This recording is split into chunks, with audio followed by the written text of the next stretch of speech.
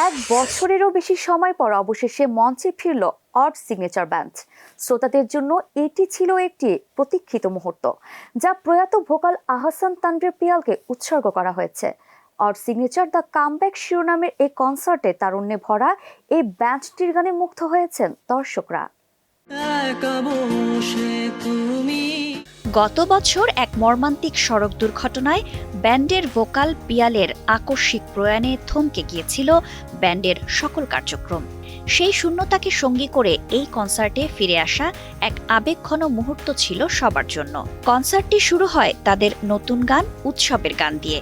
এরপর মন্দ, দুঃস্বপ্ন, হোক আবার, জগৎমঞ্চ, প্রস্তাব, ঘুম, তুমিও পারো মিলে একসাথে সহ 12টি জনপ্রিয় গান পরিবেশন করা হয়। পিয়ালকে স্মরণ করে নতুনভাবে সাজানো হয়েছিল আমার দেহখান গানটি। এই কনসার্টেই ব্যান্ডটি তাদের নতুন অ্যালবামের ঘোষণাও দিয়েছে।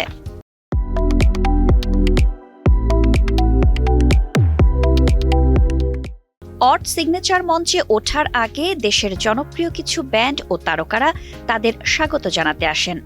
মঞ্চে পারফর্ম করেন নর্থ সাউথ বিশ্ববিদ্যালয়ের সাংস্কৃতিক সংগঠন অ্যাসেজ ব্যান্ডের জুনায়েদ ইভান, ডাস্ক অ্যান্ড ডাউনের ইয়াকিন, মেঘ দলের শিবু কুমার, শিরোনামহীনের শেখ ইশতিয়াক, একে রাহুল, অন্তিক মাহমুদ সহ আরও অনেকে। প্রতিটি শিল্পী তাদের জনপ্রিয় গান গেয়ে দর্শকদের মাতিয়ে তোলেন, যা কনসার্টের আনন্দ আরও বাড়িয়ে তোলে। 2017 সালে যাত্রা শুরু করা অড সিগনেচার অল্প সময়ের মধ্যেই তাদের গল্প নির্ভর গানের কারণে তরুণদের কাছে জনপ্রিয় হয়ে ওঠে। বর্তমানে ব্যান্ডটির সদস্যরা হলেন মুনতাসির রাকিব, অমিতাভ, সাকিন, আকিব এবং নীল। পিয়ালের স্মৃতিকে সঙ্গী করে এই কনসার্টের মাধ্যমে তারা আবারও সঙ্গীতের জগতে নিজেদের অবস্থান জানান দিয়েছে। এই সফল প্রত্যাবর্তনের পর এখন দেখার পালা নতুন অ্যালবামে তারা কি চমক নিয়ে আসে।